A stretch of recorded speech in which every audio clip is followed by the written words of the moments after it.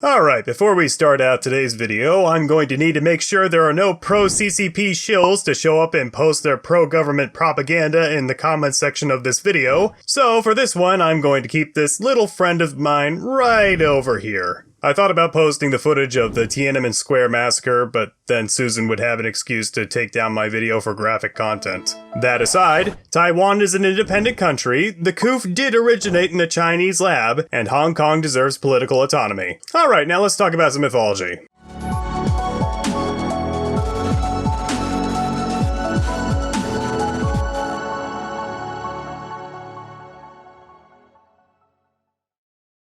So, Chinese mythology is another one of those weird ones. Not weird in the same way as the Bushman's mythology, but weird in just how little these guys seemingly cared about their myths. When we think of China today, we oftentimes conjure up images of a staunchly culturally conservative nation where the majority of its population can't seem to get itself out of an iniquitous agricultural lifestyle with a life expectancy rate to match.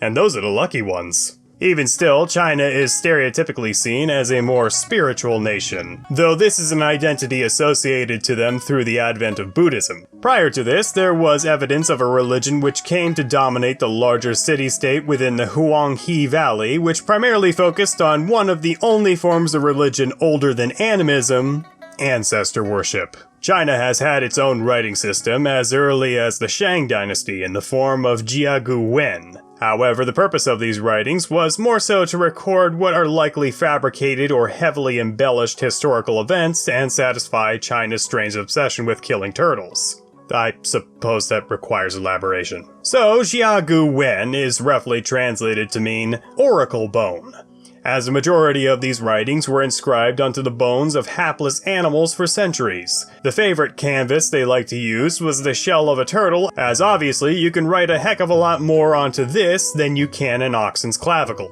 However, these bones have an even older purpose wherein the oracle part of their name comes into being. It is said that in the Old Kingdom, these bones would be marked with a light scratch upon their surface, and then held over a fire. The priests of the time would then hold these bones over that fire until the heat cracked the bones open, which was supposed to reveal the answer to everyday questions by long-dead ancestors who supposedly had the ability to gaze into the future. These were mainly simple yes or no questions. Is it going to rain tomorrow?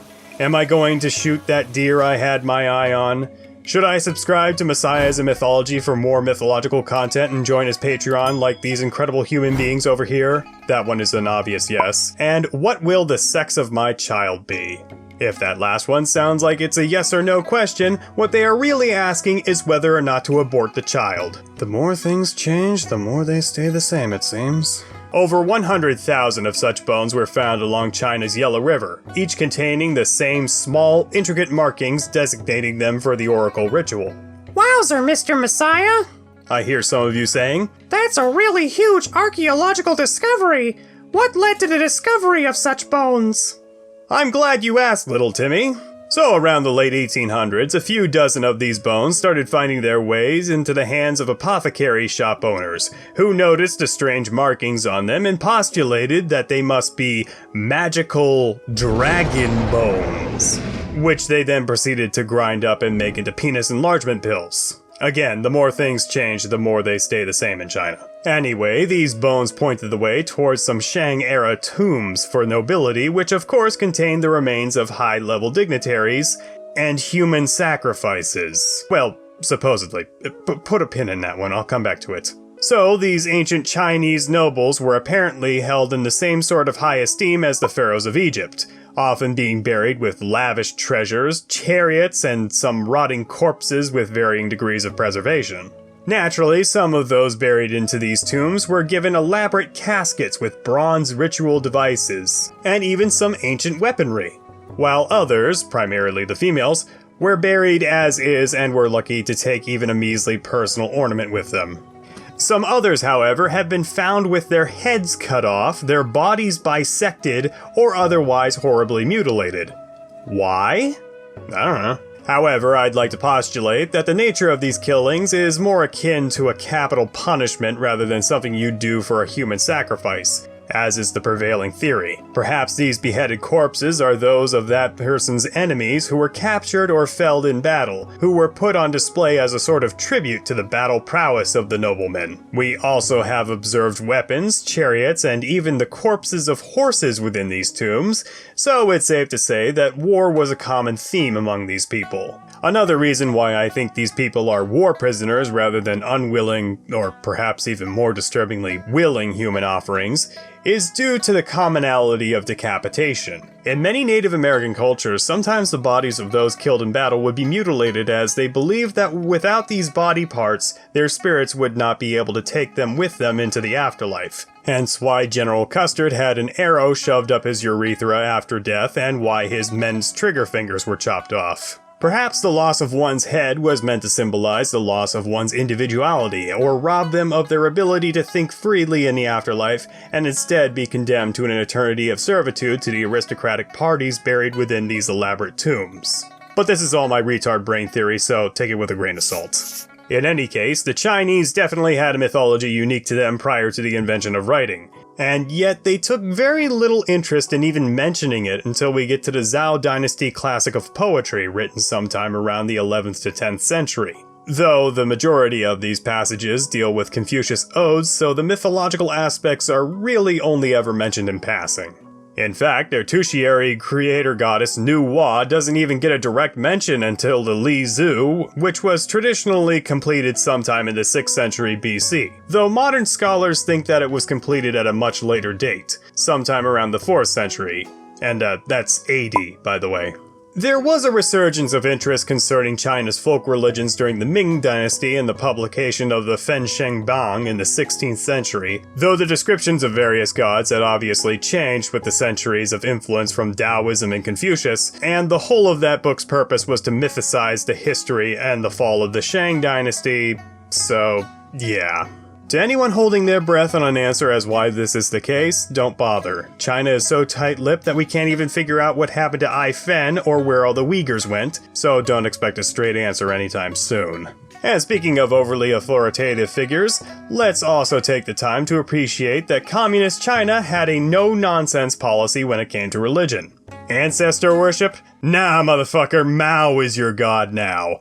Buddhism? Comrade, the true path to happiness is not found within. It is paved with the blood of the proletariat and found within the act of starving yourself to death in the name of glorious communism. Taoism? Oh, comrade, that's a very philosophical way of life. You know what happened to the last free thinker we had among us. I instinctively changed over to that cringy Russian accent and I apologize. Even after the restrictions on religious practice were laxed following the Nixon negotiating with China to open its borders, the people really didn't give a shit about their ancient mythology and just went back to the next best thing: philosophy. There's a reason Buddhism is so big in China, ladies and gentlemen. So it's thanks to nerds like me who actually got all up in there and studied Chinese mythology for themselves that this video today is even happening. We've got a lot of ground to cover and a lot more technical aspects to explore, so let's get into the creation story itself, which I will be dividing into two parts, as ironically enough, the precursor to the Chinese mythology was written into existence some 400 years after Nu-Wa comes into the frame, but we'll get a lot more into that a bit later. Let's start. So China has one of those mythologies which simultaneously rejects and, albeit in a roundabout way, embraces the void as a starting point for the rest of the mythology, as everything was consolidated into a single primordial egg wherein darkness and chaos flowed. At the center of this egg,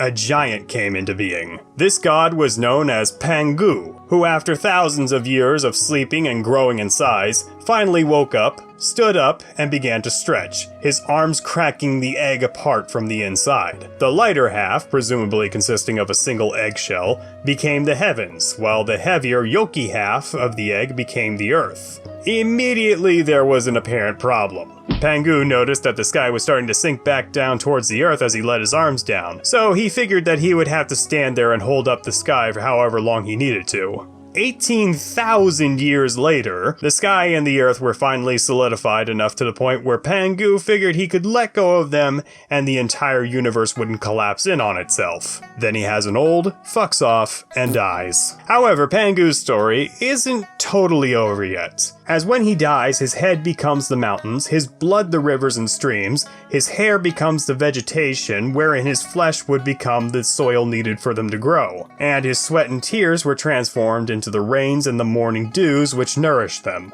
This sounds an awful lot like another story of a dead giant who becomes the earth after his death.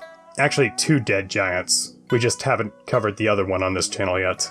Quick! Everybody start making up theories about how the Vikings invaded China and for some reason left behind their religious scripture. No. Bad YouTube. Something we have covered before on this channel is the Shinto creation story, wherein the 7th generation kami Izanagi wipes his right and left eyes to produce Amaterasu and Tsukuyomi respectively, while he blew his nose to create the god of storms and wind Susanoo. Go watch my series on the Japanese creation story for more on that. Anyway, I'll give you guys 3 guesses as to what happens to Pangu's eyes and breath after he dies, and the first 2 don't count. So, as you have incorrectly postulated, the eyes become the celestial bodies and the breath the wind, but thankfully these aren't personified by gods, instead they are just kind of their own thing. Something else interesting about the Chinese pantheon is that following the death of Pangu, a brand new matriarch goddess comes into the fray to take his place. Keep in mind this is Nuwa, the older of the 2 beings historically, which does hint towards China possibly being yet another society which was dominated by women at some point in their history, after the ancestor worship. Though they fixed that issue relatively quickly. Nuwa is also possibly an inspiration for at least the ranking of Amaterasu within the Japanese pantheon, though if accounts given to us by Chinese explorers are to be believed, then Amaterasu was actually inspired by a historical figure. Oh look, I did a video on that as well. Maybe if you go and watch it after you're finished with this one, Susan and her algorithm will start helping me out some more. Anyway, Nuwa is a bit of a strange one, having the upper torso of a woman and the lower body of a snake in her normal form, though it is implied in further literature that she can shapeshift into whatever form she wants. But only up to 70 times a day, which is completely arbitrary and doesn't seem that restrictive, even for a goddess, which makes me wonder if this limitation is based off of any sort of spiritual significance assigned to the number 70. Of course I checked. And I didn't find anything significant about the number aside from Jewish traditions, which I reluctantly mention because I know at least one of you is going to be an asshole in the comments, but I digress. There was no significance I was able to find, it's probably a random number plucked from the air. Moving on. So Nuwa takes charge of the new world in Pangu's absence, and rules with her brother/husband, Fuji. However, her maternal instincts take over and realize that the world is a bit too quiet, and is in need of some new forms of life. So, slithering down the banks of the Yellow River, Nuwa took some of the clay depositories on the shore, and started crafting little critters who looked just like her minus the disturbing snake body because she couldn't otherwise get them to stand upright, and so she invented legs. Suddenly, the clay figures started to come to life magically, much to the delight of the goddess. Until she got bored with it and instead stuck a stick into the water, coated it with mud, then shook it onto the dry land to formulate the rest of humanity, who, of course, were supposed to be subservient to those few clay figures Nuwa actually bothered with. What's that? Another creation story whereupon the creator deity justifies classism and the mistreatment of those less fortunate by conflating their predisposition in life with divine authority so that the authority of the upper classes won't be challenged? I have no idea where you guys get these ridiculous notions.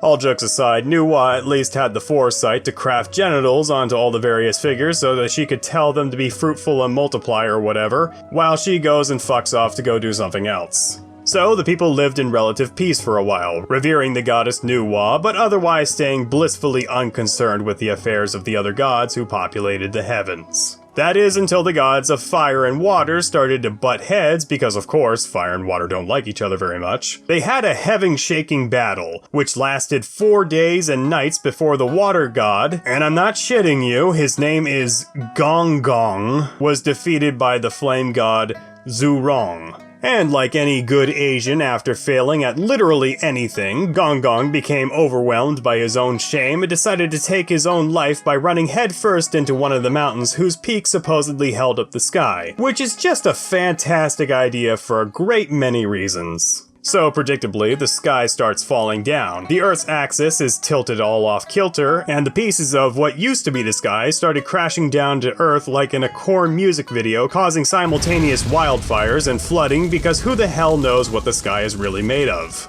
Nuwa, now much older, has a sudden realization that these new set of circumstances aren't entirely desirable for the humans she created, and so immediately sets to work, gathering stones from the Yangtze River, then grinding them into a construction paste, which she then used to seal the gaping hole in the sky. Though since her plan didn't involve slaughtering a turtle, she decides to wrangle up a giant turtle, cut off all of its legs, and use them as a support to keep the sky from falling down ever again. Oh, and to add to this animal cruelty, supposedly the turtle she took the legs from, whose name is Ao in case you were curious, is described as an immortal according to some legends, meaning he's still alive in the water somewhere, where, adding insult to injury, the 8 immortals built their own private islands on his back.